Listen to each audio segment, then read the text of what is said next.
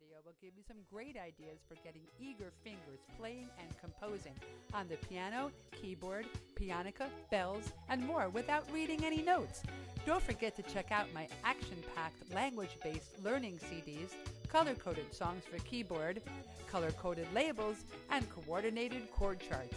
Easy and instant songs for the music harp, and coordination drills that get you playing songs without having to look up at notes, numbers, or colors.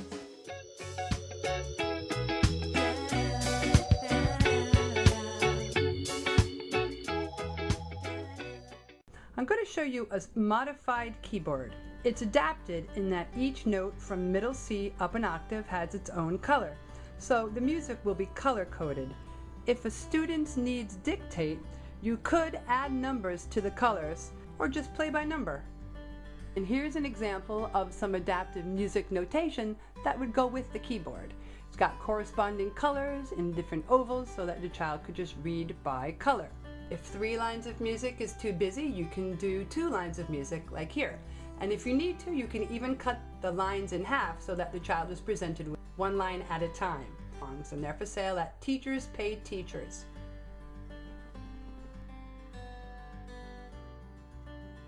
A note to anybody who hasn't been trained as a music therapist who's thinking of trying this. You would want to definitely talk to the child's OT, occupational therapist, or PT, or special educator, because you want to maximize growth and success. You would never want to do anything that would be detrimental to a student. So I advise talking to one of these professionals.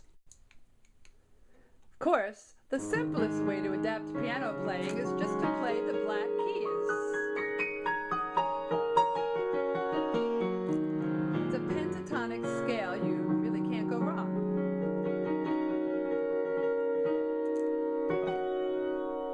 So that's that. Here we have our assortment of handbells and mice bells. All right, they correspond beautifully with this exquisite music. In fact, this is the song, actually it's a Christmas song. If you can name this song, you will win the prize of my deep admiration. So a child would just play the colors back. Here's a nice method of songwriting. I think I'll put this one here. You can have your student rearrange these circles in any way that they like, and then there you go. That's their song. They can add words, they can add instruments, they can play it on any instrument they're able to. Here they are with numbers written on them. This is great to reinforce recognition of numbers, colors, shapes, and the like. So what I do when I give out instruments is I'll let the children select a shape. I'll say, okay, who has a square? Who has a diamond? Come on up and take your instrument.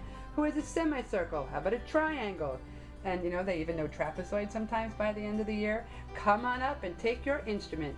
Now it just so happens that all of these have numbers written on the back, so I can use it to help them to differentiate between WH questions. I can say, all right, who has something blue? Come on up. Great, take an instrument. What number do you have on yours? Oh, great, you come up and take one. How about, what shape is yours? So I work on shapes, numbers, colors, and paying attention to which question is being asked. I can also clean up the instruments using the same principle.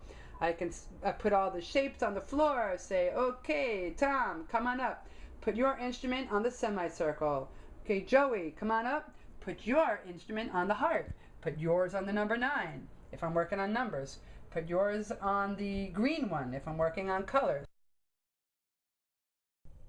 This instrument is called a music maker. It has 15 strings and it goes from G below middle C up 15 notes. It's easy to tune this if you have a good ear in about 10 minutes. The strings are pretty forgiving in that they're supposed to start on a G and go up the 15 notes, but I start them on A, B, C. You'll see an example of that in a minute. And they have not popped, so that's good. You don't need to read music to play this instrument, but you do have to be able to pluck the strings in one way or another. Here's my take on Michael Row the Boat Ashore with the Music Maker.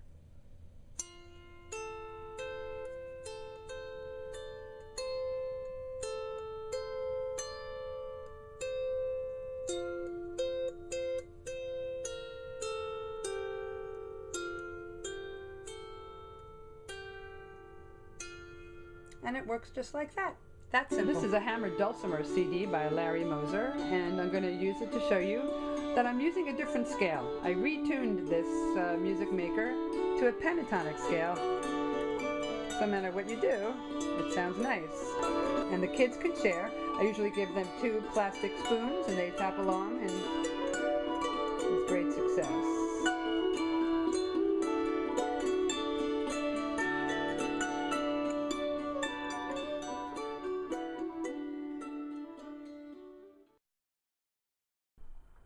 You can use the same type of music sheets to play the pianica.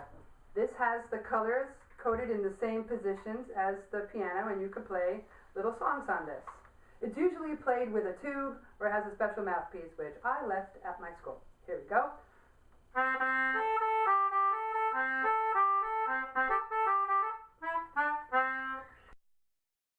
Little soprano recorder.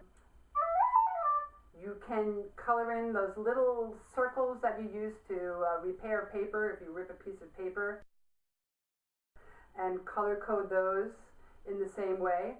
And a lot of people say, yes, but my student can't keep the thumb on the back, so put a piece of tape over the back. Most of the notes require the thumb, so if you have the tape on the back, then you can just move the forward fingers. Also color coded, these are boom whackers. They come in the same system as I had up on the piano, so there you go. You just tap them, won't hurt you, and that's important. Tap your knees, tap them on the floor, and they come, actually you have the whole set of 7, and then you have a diatonic set, and then you have a set that has caps that you put on so that they're an octave lower, and you can do amazing things with boom whackers. Harmonica, it's just kind of adapted in itself. You breathe in, you breathe out, and that is very significant. For instance, if you have children who, and all of the wind instruments can do this, any instrument where the child is being heard, if you have a withdrawn child, they're making a sound. They're expressing themselves. They're not necessarily doing it with words yet, but making sound with instruments can be a doorway into those words, or it's just very, very important for self-expression. You can have conversations with harmonica, and then the child responds, and it's a fun give and take. You can do echoes with any of these wind instruments. 1, 2, 3, 1, 2, 3. Imitate what the child is doing. Maybe the child will imitate you. Kazoos are great. As far as adopting a kazoo, sometimes I take out that little piece that vibrates, and I tell the kids just vocalize in there. Go ooh, ooh, like a monkey, or choo, choo.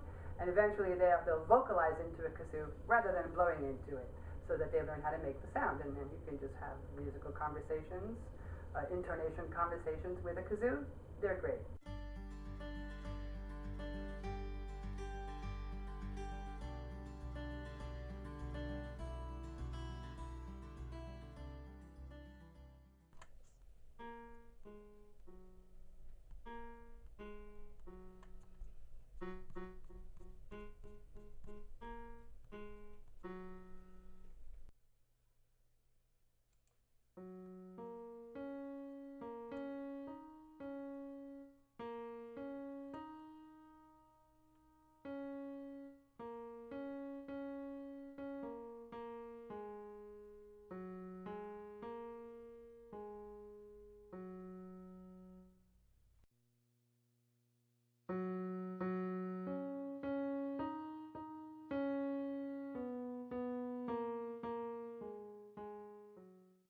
Please be aware that though you are adapting music notation for a student, that you are not doing music therapy. You're doing beneficial music. Working music therapists earn at least a bachelor's degree in music therapy from an AMTA-approved college or university. They also must complete 1,200 hours of clinical training. Music therapists work in psychiatric, medical, and rehabilitative settings. I work in a special education school. Others work in drug treatment programs, nursing homes, hospices, correctional facilities, private practice, and more. This information is from the American Music Therapy Association at musictherapy.org. Check out their site, as well as my own, musictherapytunes.com.